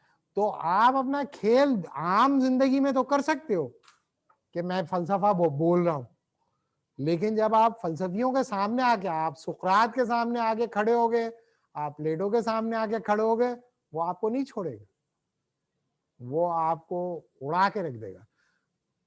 वो आपकी पोइट्री को वैल्यू कर सकता है, लेकिन वो आपके फलसफे को तो फिर वो फलसफे की नजर से ही देखेगा। तो ये याद रखें कि आर्टिस्टों का जो अल्टीमेट चैलेंजर थे वो उन्हीं से शिकस्त खा गए और उनकी परस्तिश शुरू कर दी, वही काम शुरू कर दिया जो कि फलसफी करना चाह रहे थे। उसके आगे चले आखिरी जो जी फर्स्ट पॉइंट तो ये बता रहे हैं कि फलसफियों दो रास्ते थे फलसफियों के सामने। एक फलसफियों के लिए रास्ता आर्टिस्टों के पास ये एक रास्ता ये था कि वो कहता है कि मैं जो हूं ना भाई अपनी शख्सियत को क्रिएट करूंगा, सेल्फ क्रिएशन पे जाऊंगा और कंटिजेंसी की बुनियाद पे करूंगा, क्योंकि मुझे पता नहीं है कि मैं कैसे क्रिएट करूंगा, मैं तो कंटिजेंटली क्रिएट करूंगा। दूसरा ये था कंटिजेंसी को कॉम्प्रोमाइज करे और यूनिवर्सैलिटी और सर्टेनिटी के रास्ते पे आ जाए। यानी कि आर्टिस्टों ने क्या किया, डिविएट कर दिया विल टू ट्रूथ से विल टू नॉलेज के ऊपर वो आ गए, और उन्होंने ये दावा करना शुरू कर दिया कि भाई मैं आपको बताऊंगा कि सच्चाई का रास्ता क्या है, मैं आपको बताऊंगा कि एसेंस क्या है, मैं आपको बताऊंगा कि ट्रूथ क्या है। ये सारी की सारी जिम्मेदारी जो कि फलसफियों की थी वो आर्टिस्टों ने लेनी शुरू कर दी।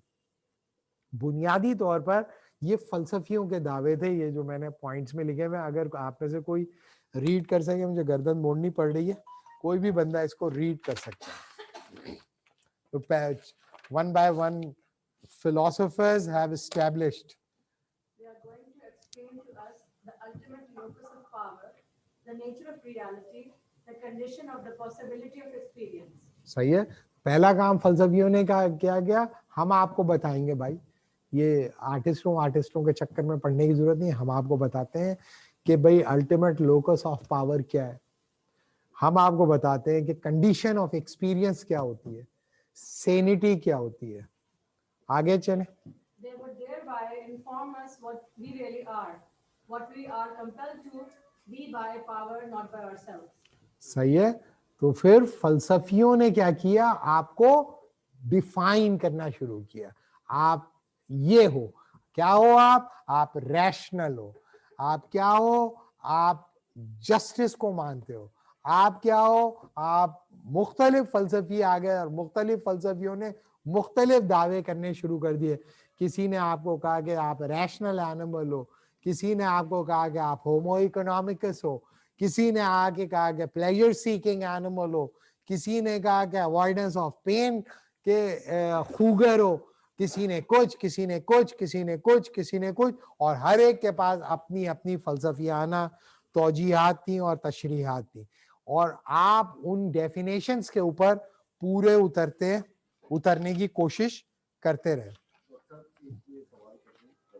एक मिनट बस ये 2 पॉइंट्स रीड कर दें, फिर हम क्वेश्चन से आ जाएंगे जल्दी से। ये कंटिन्यूटी के बाद जो नेक्स्ट पॉइंट है, They would thereby inform us what we really are, what we are compelled to be by power, not by ourselves. जो आर्टिस्ट होता था ना, वो अपने ऊपर नजर डालता था, अपने जज्बे, अपने एहसासात को मानवियत देता था और पेश कर देता था। आपको उनमें अगर मानवियत लगी तो आप उसके साथ शेयर कर लेते थे, नहीं लगती तो भी कोई फर्क नहीं पड़ता। आर्टिस्ट सेल्फ क्रिएट करता था, फलसफी ये नहीं करता, बल्कि फलसफी कह रहा है मैं तुम्हें डिफाइन करूंगा, मैं तुम्हें बताता हूं कि तुम क्या हो, तुम्हारी हकीकत क्या है, ट्रूथ क्या होता है, सच क्या होता है, ऑब्जेक्टिविटी क्या होती है, एसेंस क्या होता है, जौहर क्या होता है, तुम्हारी जात का कौन सा पहलू है जो हकीकी है, तुम्हारी जात का कौन सा पहलू है जो तुम्हें जानवर बनाता है, वगैरह वगैरह वगैरह वगैरह। Yes, this impress. जी जी जी जी जी। They would exhibit the stamp which had been impressed on all of us. सही है। लिहाजा फलसफियों ने इंसानों पर ठप्पे लगाने शुरू कर दिए। ये जो पिछले 50 साल से तरक्की पसंद आप पर मुख्तलिफ किस्म के ठप्पे लगा रहे हैं, वो ठप्पे उन्होंने खुद इजाद नहीं किए, वो मार्क्स ने इजाद किए थे, वो बाकुनी ने इजाद किए थे, वो ब्रोधा ने इख्तियार किए थे, वो बेबल ने इख्तियार किए थे, वो जोरा लग्जमबर्ग ने इख्तियार किए थे। उनके ट्रांसलेशन पढ़ के अपनी शायरी कर रहे हो और अपना खेल कर रहे हो। तो बुनियादी तौर पर उनको कोई वही नाजिल हो रही थी क्या ऊपर से, और वही नाजिल हो रही है जो कि यूरोप में नाजिल हो रही है, एक ही तरह की नाजिल हो रही है सबके पास। तो ये जो आप कर रहे थे बुनियादी तौर पर, इसी को कहते हैं चमचागिरी। हाँ, This interest would not be blind because it would not be a matter of chance, a mere contingency. Ji, it would It would be necessary, essential, telic, constitutive of what it is to be a human. what it is to be a human। तो ये जो दुनिया के अंदर institutions बने हैं ना भाई, ये जो एजुकेशन इंस्टीट्यूशन है, पॉलिटिकल इंस्टीट्यूशन है, सोशल इंस्टीट्यूशन है, कल्चरल इंस्टीट्यूशन है, और ये जो यूरोप ने दूसरी 19वीं सदी के बाद कॉलोनाइजेशन के नतीजे में पूरे के पूरी दुनिया के ऊपर जो इदारती सबबंदी मुसल्लत की है, ये किसी शायर वायर के जरिए नहीं की भाई। ये वोल्टेयर है, इसके पीछे लॉक है, इसके पीछे टोक्योविली है, इसके पीछे कांट है, इसके पीछे डेकार्ट्स है, स्पिनोजा है, फिख्टे है, मेंगर है, स्मिथ है, जेम्स मिल है, जॉन स्टुअर्ट मिल है, उन्होंने बताया कि आप क्या हो, और इसकी बुनियाद पर एक पूरी इदारती सब बंदी बनाकर आपके ऊपर इम्पोज कर दी, और आप उन डेफिनेशंस के ऊपर आज तक पूरा उतरने की कोशिश कर रहे हो। और दुख की बात और तकलीफ की बात यह है कि वो तसव्वुरात हमने 19वीं सदी के पिटे हुए तसव्वुरात, जो कि खुद उनसे वो बुराक का ऐलान कर रहे थे, वो हमने नवे तसव्वुरात के नाम पर अपनी कौमों के ऊपर मुसल्लत किए। उस वक्त मॉडर्निटी को मुसल्लत किया जब मॉडर्निटी डिफीट खा रही थी, उस वक्त मॉडर्निटी का मंजन बेचा सब कॉन्टिनेंट के अंदर, जब मॉडर्निटी की क्रिटिक उड़ा के रख दिया था वेस्टर्न फलसफियों ने। अबे फलसफे के रास्ते पे चल रहे थे तो फलसफे के ही रास्ते पे चल पड़ते, फलसफे का भी वो रास्ता इख्तियार किया जो पुराना था और वो मंजन बेचा। इंडक्टिविज्म को उस वक्त बेचा जब इंडक्टिविज्म खत्म हो गया था, पॉजिटिविज्म को उस वक्त बेचा जब पॉजिटिविज्म को उड़ा के रख दिया था फलसफियों ने। जब राइज ऑफ फिनोमेनोलॉजी था तो यहां पर हिंदुस्तान के लिए इंडक्टिविज्म का हल पेश कर रहे थे लोग यहां पर। तो ये याद रखो भाई कि इल्म की दुनिया में हर एक का हिसाब किताब, हर एक का कच्चा छट्टा लिखा होता है, छुप नहीं सकता वो। लिहाजा फलसफियों ने जो रास्ता इख्तियार किया था, आर्टिस्टों ने वो रास्ता इख्तियार कर लिया, और आर्टिस्टों ने फलसफी बनने की कोशिश की, और आर्ट वो प्रोड्यूस कर सकते थे, फलसफियों की उन्होंने नकल की। अपनी चाल नहीं चले, अपनी चाल चलते तो हकीकत ये है कि हकीकी आर्ट प्रोड्यूस करना एक तकलीफ दे अमल है। अपने आप को खुद पैदा करना उस लेबर पेन की तरह ही होता है जो अपनी पैदाइश के वक्त पे आपने अपनी माँ को दिया है। हर आदमी अपने आप को खुद पैदा नहीं कर सकता। जिस रफ्तार से यहाँ पर लोग आर्टिस्ट पैदा हो रहे हैं, पहली बात तो इससे ये पता चल रहा है कि पाकिस्तान में मंसूबा बराए बहबूद आबादी बिल्कुल काम सही नहीं कर रहा, जिसकी वजह से ओवर पॉपुलेशन हो रही है और पॉपुलेशन ब्लास्ट होने का खदशा है। और जब इतने ज्यादा नंबर 2 लोग मौजूद होते हैं तो जेन्युइन आर्टिस्ट छुप जाता है। हमें नहीं पता कि हमारे दरमियान कितने जेन्युइन आर्टिस्ट एड़ियां रगड़ रहे हैं। जब वो मरमरा जाएंगे तो इंस्टीट्यूशनल थियरिस्ट तुम्हें बताएंगे कि उनमें से कोई खोद के निकाल के ले आएगा, कहेगा देखो ये बशारत हुसैन कितना बड़ा आदमी था, क्या क्या जबरदस्त इसने काम किया। और वो आदमी भूख को जो है चारकोल के टुकड़ों से पेंट वो कर रहा था स्केच, और आप उसकी स्केच को लाखों रुपए के अंदर बेच के धंधा कर रहे हो।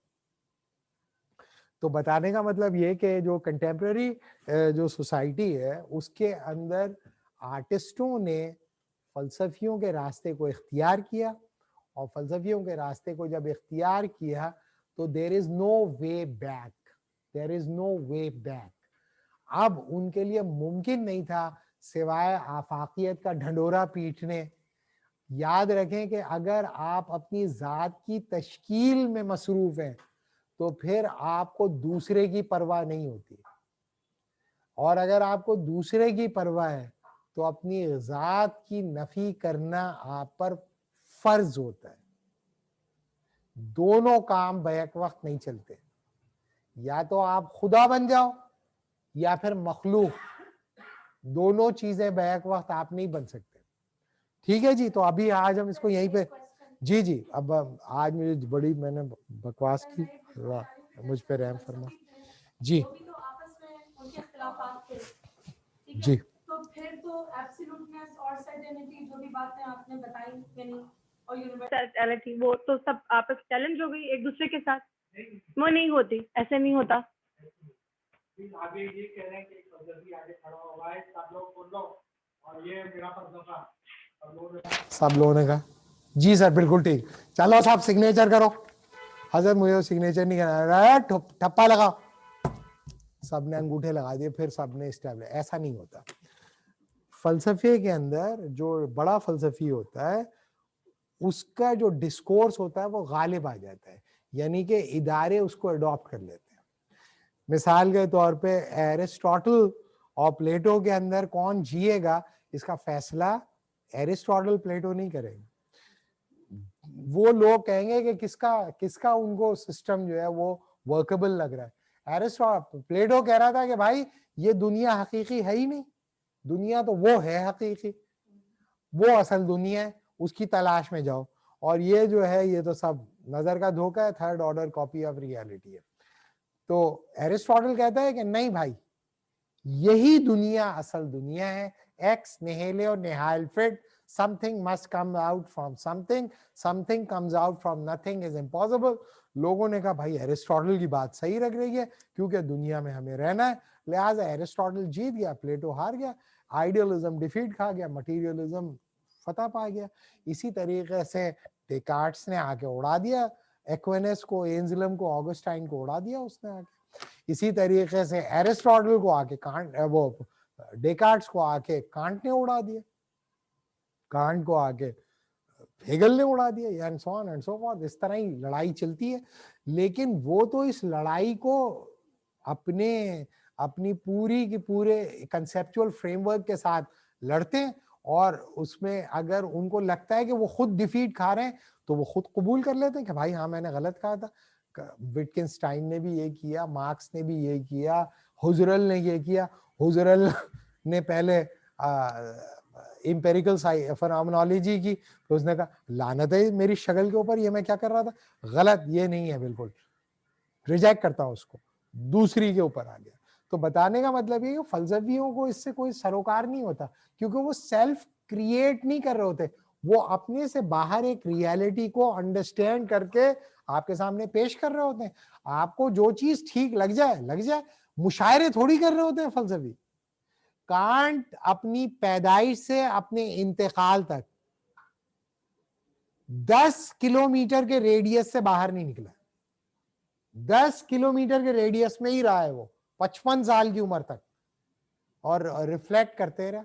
और फिर उसने एक किताब लिखी, क्रिटिक ऑफ प्योर रीजन, पूरी की पूरी वेस्टर्न फिलॉसफी को उड़ा के रख दिया उसने।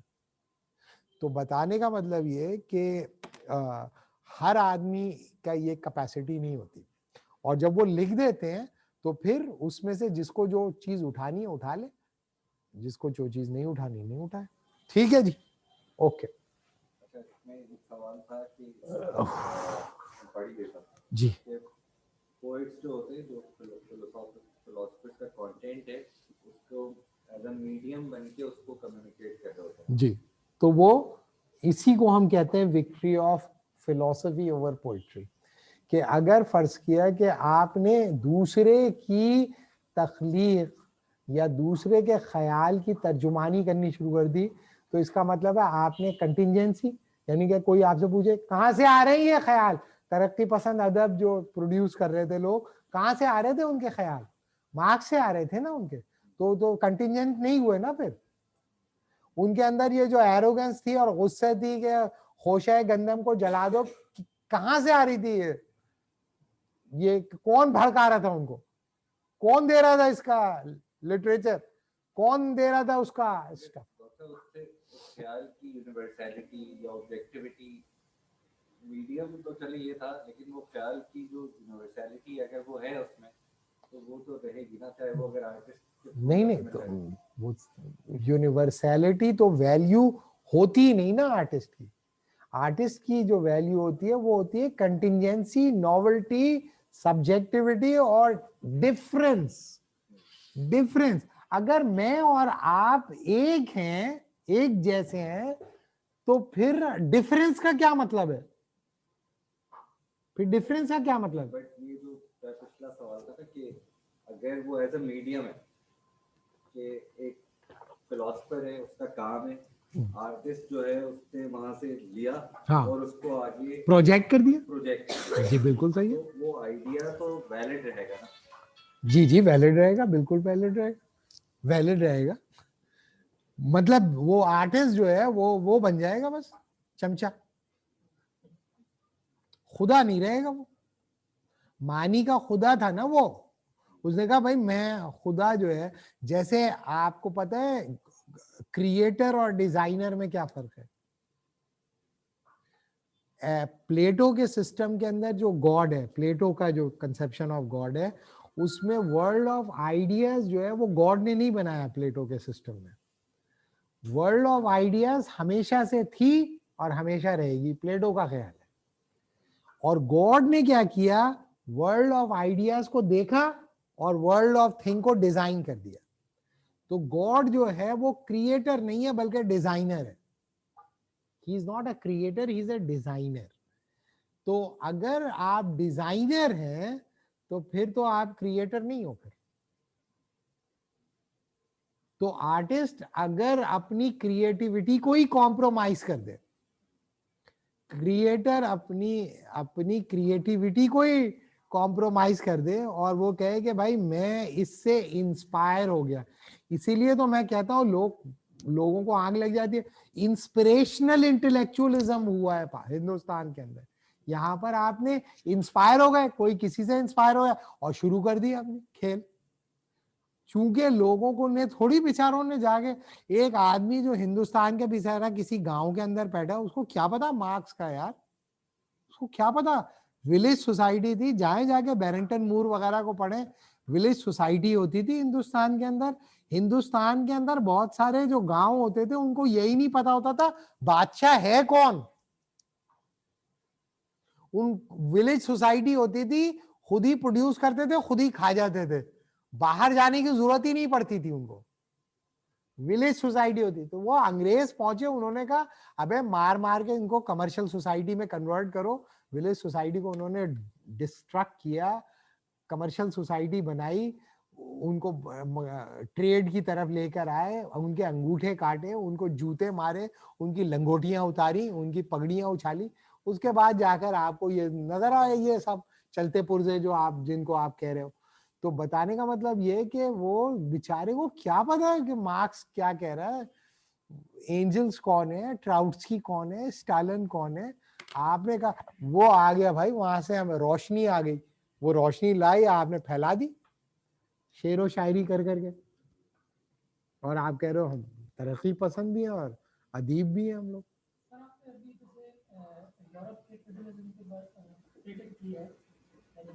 वो डिफरेंट था, इंडिया में डिफरेंट था, या जहाँ पर डिफरेंट था, तो आप क्या उसको समझते हैं, यानी यहाँ वाला था इसकी वैल्यू है और वो वैल्यू से हटा हुआ था, या वो जुल्म कर रहे थे? यानी फेडरलिज्म जो वो था, वो ब्रिटिश लॉ, उनका जो तशद्दुद हिंदुस्तान का कंसीव नहीं कर सकता, कंसीवेबल ही नहीं था उसके लिए, इतना खबीस नहीं था हिंदुस्तान का जागीरदार। या अब अगर फर्ज किया कि आप पाकिस्तान के जागीर या हिंदुस्तान के जागीरदाराना निजाम के बारे में पंजाबी फिल्में देखकर राय बना रहे हो, तो हो सकता है भाई जो बड़ी बड़ी विगे लगाकर सीने चाक गरेबा और गंडासे लेके लोग घूम रहे, तो ठीक है भाई, इसकी बुनियाद पे आप अपनी राय कायम करो। लेकिन जिन लोगों ने काम किया है हिंदुस्तान के ऊपर, ये फ्यूडल लॉर्ड उस नौयत के नहीं थे जिस तरह के फ्रेंच फ्यूडल लॉर्ड्स होते थे और ब्रिटिश फ्यूडल लॉर्ड्स होते थे। बहुत मुतशद्दिद, इनकंसीवेबल था।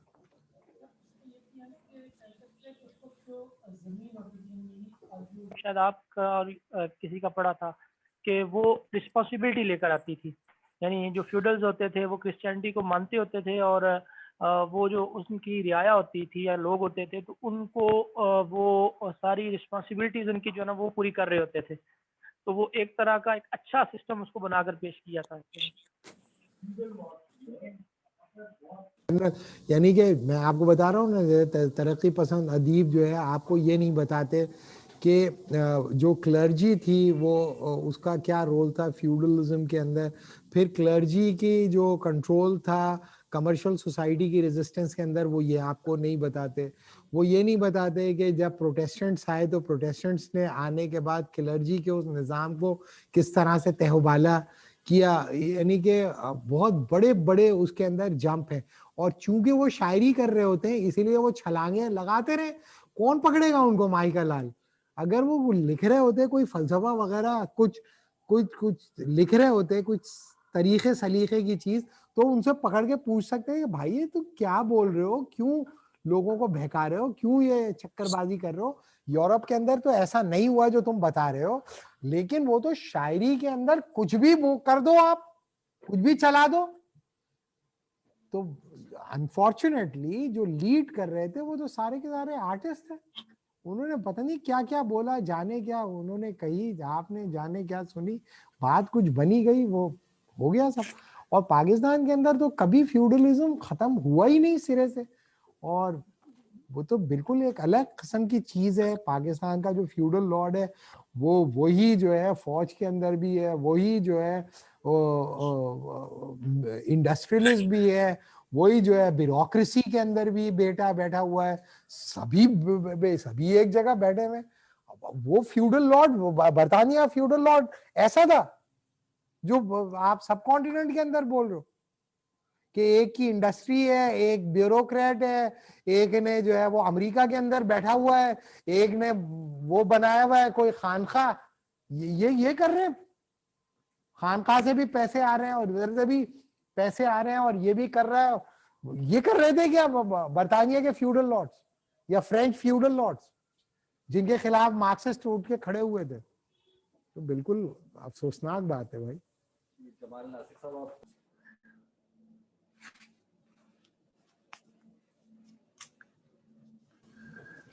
डिस्क्राइब कर दूं ऑडियो। सवाल कर लीजिए। बहुत बहुत शुक्रिया। सूर्य साहब, मेरे ज़हन में एक सवाल आया था और जवाब भी आ गया, तो मैं कंफर्म करना चाहता था। जो एक्चुअल सवाल आया था वो ये था कि अगर फिलोसफर्स भी सारे डिफरेंट हैं तो फिर यूनिवर्सल